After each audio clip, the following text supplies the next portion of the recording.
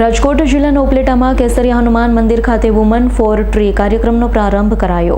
ઉપલેટા નગરપાલિકા દ્વારા એક પેડ માં કે નામ અભિયાન અંતર્ગત વુમન ફોર ટ્રી કાર્યક્રમનો પ્રારંભ કરવામાં આવ્યો છે।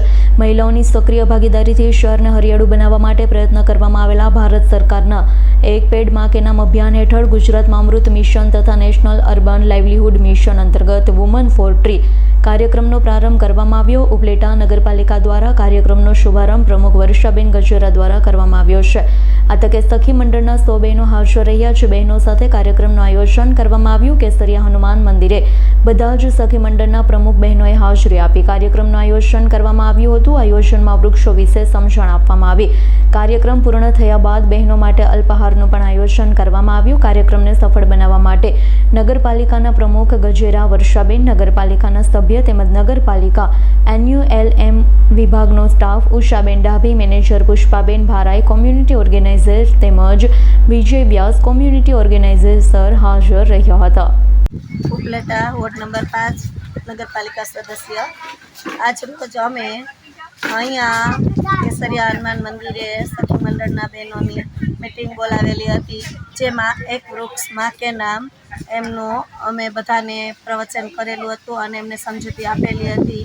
અત્યારે તેમાં ઉપસ્થિત પ્રમુખ શ્રી તેમજ વિજયભાઈ તેમજ ઉષાબેન, પુષ્પાબેન, ચંપાબેન અને નિશાબેન ખોડલધામ સમિતિના પ્રમુખ બધા બહેનો હાજર રહ્યા હતા અને આ બધા બહેનોએ ઉત્સાહભેર ભાગ લીધો હતો। અને અત્યારે જે ક્લાઇમેટની હિસાબે જોઈએ તો ગ્લોબલ વોર્મિંગ ખૂબ વધી રહ્યું છે, આને લીધે અત્યારે ન જોઈએ એવા વાતાવરણ ઊભા થાય છે। અત્યારે વરસાદની જરૂરિયાત હોતી નથી, છતાં પણ કમોસમી વરસાદ આવે છે અને ખેડૂતોના પાક પણ નુકસાનમાં જાય છે અને કાંઈ પણ મેળવી શકતા નથી, કાંઈ ખેડૂતોના હાથમાં પણ રહી શકતું નથી। આવી પ્રકૃતિમાં આપણે જોઈએ તો ખરેખર વૃક્ષોનું ખૂબ જ અત્યારે મહત્ત્વ જરૂરી છે। તો બધા બહેનો સાથે મળીને અમે એવું નક્કી કર્યું કે એક વૃક્ષ માં કે નામ રાખીએ તો બધા બહેનોને સરસ સંદેશો પહોંચાડીએ અને સરસ બહેનો એનો અમલ કરે અને જો વૃક્ષોનું મહત્ત્વ વધારે તો ખૂબ ખૂબ આગળ વધીશું। ઉપલેટા નગરપાલિકા પ્રમુખ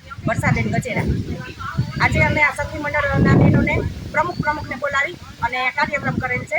આ કાર્યક્રમમાં ઉપસ્થિત નગરપાલિકાના ઉપપ્રમુખ જીજ્ઞાબેન વ્યાસ, નગરપાલિકાના સદસ્ય શ્રી અસ્મિતાબેન મુરાણી, ખોડલધામના મહિલા સમિતિના પ્રમુખ ચંપાબેન ગજેરા, દાસાપંથીવાડીના મહિલા સમિતિના પ્રમુખ નિશાબેન ડોબરિયા તથા જે અમારા સખી મંડળનો વિભાગ છે નગરપાલિકામાં ચાલે છે તે ઉષાબેન, પુષ્પાબેન, વિજયભાઈ તથા સખી મંડળના જે પ્રમુખો હોય દરેક મંડળના પ્રમુખો અહીંયા હાજર રહ્યા તથા ઉપસ્થિત જે બહેનો નિરાધાર જે એકલા હોય તેવા બહેનોને પણ અમે 5 બહેનોને બોલાવ્યા હતા અને મોટી સંખ્યામાં અહીંયા ઉપસ્થિત બધા બહેનો રહ્યા।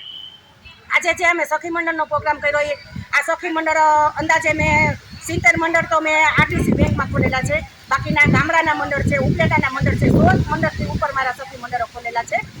આ મંડળોમાં બહેનો સરકારી જે લાભ આપે એ લાભ લે છે। આ મંડળના બહેનો નગરપાલિકાની ચૂંટણી હોય કે ધારાસભ્યની ચૂંટણી હોય, સાંસદની ચૂંટણી હોય કે તાલુકા પંચાયતની ચૂંટણી હોય, દરેકમાં જ્યાં બહેનોની જરૂર પડે, જ્યાં અમારે મિટિંગ કરવાની હોય ત્યાં સતત અમારી બહેનો 100 બહેનોથી ઉપર, કદાચ ને હું તો એમ કહું કે 500-600 બહેનો તો અમારે ઉપર જ હાજર જ હોય દરેક મિટિંગમાં। કોઈ પણ મિટિંગમાં અમને એમ નથી થયું કે અમારા બહેનો હાજર નથી, અમને સાથ સહકાર બહુ જ આપે છે। બારગામની મિટિંગ હોય તો અમારી સાથે આવે છે। આજે એક પેડ માં કે લીએ એટલે આજે પ્રોગ્રામ હતો અમારો કે એક વૃક્ષ વાવીએ, વૃક્ષ વાવવાથી આપણને ઓક્સિજન મળે છે અને આપણું સ્વાસ્થ્ય સારું રહે છે। એટલે આજે અમે સખી મંડળના બહેનોને સૂચના આપી કે ભાઈ તમે એક બહેનો એક વૃક્ષ વાવો। વિપુલ ધમેશાનો રિપોર્ટ, S9 ન્યૂઝ, ઉપલેટા। અમારી તમામ માહિતીથી અપડેટ રહેવા માટે જોડાયેલા રહો S9 ન્યૂઝ સાથે।